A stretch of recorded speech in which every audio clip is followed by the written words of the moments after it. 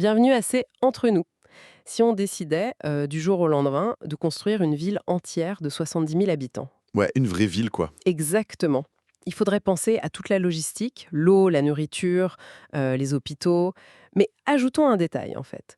Chaque habitant de cette nouvelle ville est enfermé à double tour. C'est une image assez frappante. Bah, c'est exactement la situation. Aujourd'hui, on est à la mi-mars 2026, on est au cœur de la seconde administration Trump, et on plonge dans une véritable montagne de documents internes de l'ICE, l'Agence fédérale d'immigration. Ouais, des rapports internes, des données gouvernementales récentes, on a tout épluché. C'est ça. Et l'objectif de notre analyse d'aujourd'hui, c'est de décortiquer une mutation gouvernementale carrément hallucinante. On va regarder de très près le fossé, disons-le, gigantesque entre les communiqués de presse très lisses sur la sécurité publique et la réalité logistique brutale sur le terrain. Bon, décortiquons tout ça. Et pour bien cerner cette réalité, il faut vraiment dépasser les simples statistiques d'arrestation. Les données internes qu'on a sous les yeux, elles racontent l'histoire d'un système fédéral qui était poussé bien au-delà de son point de rupture. Mhm, c'est clair. Ce qu'on observe en ce mois de mars 2026, c'est une agence qui a dû pivoter en urgence. Et pas par choix stratégique initial, mais parce que ses propres tactiques de départ ont provoqué en fait un effondrement logistique et judiciaire total. Bon, commençons par l'échelle de ce système parce que, honnêtement, les chiffres donnent le vertige. Ah ça oui. Les rapports montrent qu'en ce moment même, entre 68 000 et 70 000 personnes sont détenues dans plus de 225 centres à travers le pays.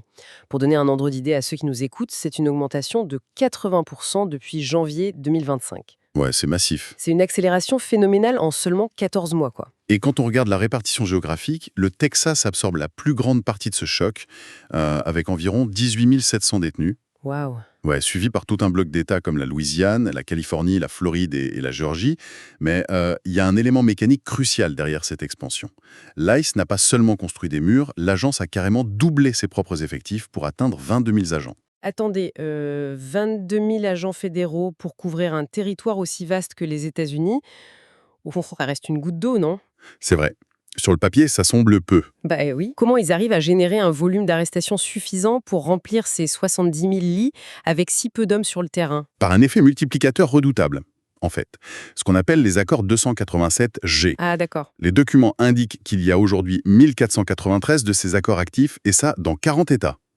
Concrètement, le mécanisme, il est super simple. L'ICE signe un partenariat avec, disons, un bureau de shérif ou une police locale. Ok. Et à partir de là, un simple agent de la circulation qui arrête un conducteur pour, je sais pas, un feu arrière cassé, Un contrôle de routine, quoi. voilà, il obtient, de fait, l'autorité d'un agent d'immigration fédérale. Il peut vérifier le statut migratoire, lancer une procédure de détention et garder la personne en cellule pour l'ICE. Ah ouais, la police locale devient le bras armé direct du gouvernement fédéral, en somme. Exactement. Ce qui transforme un contrôle routier complètement banal en point d'entrée direct vers ce système de 70 000 lits. Il faut vraiment essayer de visualiser la pression que ça met sur l'infrastructure. Si on reprend notre image du début, là, la ville de 70 000 habitants apparue en 14 mois. Ouais, Pour faire tourner un endroit pareil, il faut des centaines de milliers de repas par jour, du personnel de sécurité, des kilomètres de clôture, mais surtout, et c'est là où ça blesse, une infrastructure médicale. c'est le nerf de la guerre. Et c'est là qu'on arrive à un paradoxe total. En regardant les budgets dans nos sources, le Congrès vient d'allouer 45 milliards de dollars spécifiquement pour l'expansion de cette détention. 45 milliards. C'est une somme astronomique. Mais en même temps, les documents révèlent que 2026 est en passe de devenir l'année la plus meurtrière depuis 2004. On parle de 23 décès en détention depuis octobre dernier, Hmm. dont 11 rien qu'entre janvier et mars. Avec une telle montagne d'argent, comment l'accès aux soins peut-il être aussi défaillant? Enfin, il passe où cet argent? L'argent se heurte à la physique du temps, tout simplement. Voter un budget de 45 milliards de dollars, ça prend quelques jours au Congrès. Mais construire une clinique médicale fonctionnelle, recruter des médecins, mettre en place des chaînes d'approvisionnement en médicaments... Ça prend des années. Exactement. Et le système a absorbé 80% de détenus en plus presque du jour au lendemain. Le mécanisme de la tragédie, il est purement arithmétique. Quand une infirmerie de prison est dimensionnée pour, disons, traiter les problèmes de santé courants de 500 personnes, Et qu'on y entasse 1000 ou 1200 personnes, voilà, le triage médical s'effondre, une simple infection ou une crise d'asthme qui serait gérée en temps normal sans souci, elle devient mortelle parce que le médecin de garde a 400 dossiers de retard. L'argent est là, ouais, mais la capacité physique d'absorption n'existe pas. Surtout que la fonction même de ces centres, elle a complètement muté. Ce n'est plus du tout une espèce de salle d'attente administrative où les gens patientent avant de voir un juge. Plus du tout, non. Les rapports internes qu'on a épluchés montrent un ratio vraiment impressionnant. Aujourd'hui, 14 personnes sont expulsées directement depuis un centre de détention pour chaque personne qui est libérée sous caution ou avec un DISA. C'est d'un changement de paradigme fondamental, ça. La détention est devenue un vrai tapis roulant industriel vers l'expulsion. La friction est immense à l'intérieur, c'est sûr, mais elle l'est tout autant à l'extérieur. C'est-à-dire? L'engorgement de ces centres, c'est le résultat direct de la stratégie adoptée sur le terrain tout au long de l'année 2025, c'est-à-dire les rafles massives. Ah, justement, parlons de ces opérations. Parce que l'année 2025 a été marquée par une approche, mais alors complètement indiscriminée. Les données font état de près de 393 000 arrestations au total. Ouais, des filets jetés à très grande échelle. L'exemple le plus frappant dans les dossiers, c'est l'opération Metro Search dans le Minnesota. Une opération coup de poing énorme qui a généré plus de 4000 arrestations d'un coup. Mais le bilan humain à l'extérieur a été dramatique. Lors de ces interventions à très haute tension, 2 citoyens américains ont été tués par balle. Oui. Des citoyens pris dans la confusion et le chaos d'une rafle géante. On imagine l'onde de choc, quoi. Le contre-coup a été immédiat, tu vois. Et ça a grippé toute la machinerie. Au-delà du drame humain, ces opérations de type chalut, où l'on arrête des milliers de personnes en même temps, elles ont créé une crise légale sans précédent. Mhm. Début février 2026, on a observé un pic où plus de 400 requêtes d'habeas corpus étaient déposées chaque jour par les personnes arrêtées. Attends, concrètement, ça ressemble à quoi 400 requêtes de ce type par jour pour un tribunal de district? Parce qu'on a souvent l'image des séries télévisées, avec les avocats qui courent partout, mais sur le terrain, ça produit quel effet? Ça produit un arrêt cardiaque du système judiciaire, purement et simplement. Ah oui, carrément. L'habeas corpus, pour rappeler, c'est une procédure d'urgence où un détenu demande à un juge de vérifier immédiatement si son enfermement est légal. Ce n'est pas juste un petit bout de papier, hein. Non, il y a de la paperasse, hein. Chaque requête oblige l'administration à produire un dossier complet. Il faut qu'un avocat du gouvernement rédige une réponse et il faut qu'un juge lise le dossier et rende une décision. Recevoir 400 requêtes d'urgence quotidiennes, c'est physiquement impossible à traiter pour les greffes. J'imagine les bureaux. Les piles de dossiers montent jusqu'au plafond, les juges sont totalement débordés et légalement, attention, l'ICE ne peut pas expulser une personne dont la requête est en cours d'examen. Ah. Donc ça bloque tout. Le système judiciaire s'est donc transformé en un énorme goulot d'étranglement qui a agi comme un véritable frein à main sur les expulsions. Ce qui explique ce fameux pivot de communication qu'on a vu apparaître entre février et mars 2026.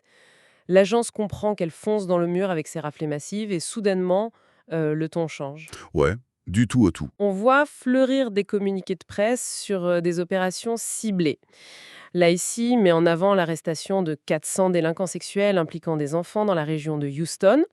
Puis, mi-mars, une autre opération en Californie qui cible 9 prédateurs sexuels. Le narratif devient, je cite, « Nous ne faisons plus de rafles à l'aveugle, nous utilisons le scalpel pour retirer les pires des pires de la société. » C'est un beau discours, hein. Sauf que, attends, il y a un élément dans nos sources qui fait complètement exploser ce narratif. J'ai lu ce passage et je me suis dit, c'est pas possible. Quand on lit les rapports internes qui fuitent, on découvre que 73,6% des personnes actuellement détenues n'ont absolument aucune condamnation pénale. Zéro. Zéro casier judiciaire. Et les condamnations pour violence pure représentent moins de 14%. Donc, comment réconcilier ce discours du scalpel qui traque les grands criminels avec des prisons où près de 3/4 des gens n'ont aucun antécédent pénal? C'est le grand écart. Le décalage s'explique par la mécanique même des descentes sur le terrain. Le discours officiel, il met la lumière sur le mandat d'arrêt initial. Tu vois, disons que l'IC recherche un individu précis, avec un lourd casier judiciaire, qui travaille dans une grande usine ou sur un chantier de construction. Ok, la cible. L'opération est justifiée et ciblée sur cette personne. Mais une fois que les agents bouclent l'usine, la procédure standard veut qu'ils contrôlent l'identité de toutes les personnes présentes sur le site. Ah, Et là, l'opération soi-disant chirurgicale se transforme de nouveau en un filet de pêche. Ils finissent par embarquer 40, 50 ou 100 autres travailleurs qui sont certes en situation irrégulière, mais qui n'ont commis absolument aucun délit pénal. ce sont des dommages collatéraux statistiques en fait. C'est le terme exact, ouais. Le mandat visait un criminel, ce qui alimente le beau communiqué de presse du soir, mais l'opération, elle remplit les bus avec des dizaines de travailleurs sans antécédents, ce qui alimente les 73,6% des données internes. c'est le secret de polichinelle de ces opérations. La tactique produit massivement de l'arrestation non criminelle sous couvert de sécurité publique. Et cette contradiction entre les communiqués et les données, c'est pas qu'une question de relations publiques. On voit bien dans les rapports que ça révèle des tensions énormes en coulisses. On pourrait comparer la situation actuelle à un train de marchandises lancé à pleine vitesse. C'est une bonne analogie. Le Congrès a construit ce train massif avec ce budget de 45 milliards de dollars, mais en ce moment même au Sénat, il y a un blocage budgétaire total sur le financement du département de la sécurité intérieure, le DHS. C'est comme si on avait construit le train le plus lourd de l'histoire, mais que quelqu'un au Sénat venait de couper l'alimentation électrique des rails. Ouais. Le train continue d'avancer sur son élan, mais le déraillement est imminent, quoi. Et la métaphore du train lancé sur son élan décrit parfaitement la crise actuelle au port d'entrée où les retards s'accumulent déjà à cause de cette incertitude budgétaire. Et autour de ce train, les pressions s'exercent de tous les côtés. C'est-à-dire, concrètement. D'une part, les groupes de défense des droits constitutionnels multiplient les procès. C'est une vraie guérilla juridique. Ils dénoncent des méthodes d'intervention agressives, des entrées dans des domiciles sans mandat, l'utilisation d'équipes tactiques masquées pour des arrestations civiles. Ces plaintes, elles maintiennent une pression juridique constante sur les opérations de l'ICE. Et d'autre part, il y a la pression politique, qui est peut-être la plus surprenante dans ces documents, parce qu'on découvre que la panique n'est pas seulement du côté des défenseurs des immigrés, mais aussi au sein même du parti au pouvoir. C'est un élément fascinant de l'échiquier politique actuel. Les fuites montrent que les stratèges républicains ont commencé à s'inquiéter, mais alors très sérieusement, des images produites par les rafles massives de 2025. Ouais, les vidéos qui tournent sur les réseaux. Exactement. Les vidéos de quartiers bouclés, de familles séparées dans la rue et d'interventions super chaotiques. Ça tournait en boucle. Et à l'approche des élections de mi-mandat, cette esthétique du chaos devenait un véritable boulet électoral. C'est mauvais pour l'image. La peur de s'aliéner les électeurs modérés a carrément forcé l'administration à exiger de l'ICE qu'il rende les opérations moins visibles, moins brutales en apparence. C'est cette anxiété électorale interne qui a été le véritable moteur du pivot vers le narratif des arrestations ciblées, bien plus que les défis logistiques eux-mêmes au final. C'est fou de voir comment l'image médiatique dicte la tactique policière fédérale. Mais malgré tous ces freins, les tribunaux engorgés, la panique électorale, les pannes de budget, la machine continue de recracher des chiffres ahurissants. Ah oui, la cadence reste élevée. Le rythme actuel prévoit 470 000 expulsions d'ici la fin de l'année fiscale 2026. C'est 48% de plus que l'année dernière. Et depuis janvier 2025, on a dépassé la barre des 600 000 expulsions cumulées. Waouh. Ce sont des niveaux historiques. L'administration s'en félicite d'ailleurs en soulignant que les passages frontaliers ont drastiquement chuté. Les chiffres sont massifs, c'est indéniable. Mais il faut les confronter à la promesse fondatrice de cette administration, qui annonçait, je cite, l'expulsion de millions de personnes. Ouais, les fameux millions. La réalité mathématique et physique de 2026 démontre que cet objectif, il est juste inatteignable avec l'infrastructure actuelle. On ne peut pas expulser des millions de personnes quand on n'a que 70 000 lits, quand il manque des bus, quand il manque d'avions charters, et quand chaque erreur tactique déclenche une avalanche de requêtes d'habeas corpus qui paralyse les tribunaux. C'est un mur de réalité. L'appareil d'État tourne à 100% de ses capacités, les coutures craquent, des gens meurent en détention faute de soins, et pourtant on reste très très loin des millions annoncés. C'est la limite physique de la force brute en fait. C'est ce qui rend cette plongée dans les documents si révélatrice, tu vois. On a face à nous un système tentaculaire, tiraillé par ses propres contradictions. D'un côté, une enveloppe de 45 milliards de dollars et une volonté de quadriller le terrain. Et de l'autre, la réalité d'une ingénierie humaine très complexe. Ouais. On ne peut pas entasser des dizaines de milliers de personnes sans provoquer une crise sanitaire. On ne peut pas lancer des rafles à grande échelle sans paralyser sa propre justice. Et on ne peut pas afficher des images de chaos sans effrayer sa propre base électorale. C'est une équation absolument impossible à résoudre pour l'agence. Et le plus fou, c'est que pendant que l'attention du public, des politiciens et les médias reste focalisée sur cette équation impossible, sur les lits d'hôpitaux manquants, les murs des centres de détention et les budgets bloqués au Sénat, une autre réalité beaucoup plus silencieuse est en train de se mettre en place. Les toutes dernières pages de nos sources mentionnent le programme ATD, les alternatives à la détention. Ah oui. Ces chiffres-là m'ont fait arrêter ma lecture. On parle de 180 000 personnes supplémentaires. Près de 180 000 personnes, ouais. C'est plus du double de la population enfermée physiquement. Et comment contrôle-t-on ces 180 000 individus sans payer pour un lit, un repas ou un garde? Par la technologie. La fameuse prison virtuelle. On parle de bracelets électroniques, intelligents, équipés de GPS, et d'applications obligatoires sur smartphone avec reconnaissance faciale et vocale pour pointer auprès de l'agence. C'est une surveillance de masse automatisée qui ne nécessite aucun mur de béton et qui surtout ne provoque pas d'images chaotiques au journal télévisé. Ça soulève une question vertigineuse pour clore notre analyse. Alors que le système physique, avec ses 70 000 détenus, ses procès constitutionnels, ses drames médicaux et ses blocages sénatoriaux, est en train de s'effondrer sous son propre poids, l'avenir de l'application des lois ne se trouve probablement plus dans ces opérations coup de poing. Non, ça se déplace. On peut sérieusement se demander si le vrai visage du contrôle migratoire de demain ne réside pas dans cette prison numérique, invisible dans la rue, mais omniprésente dans la poche de centaines de milliers de personnes.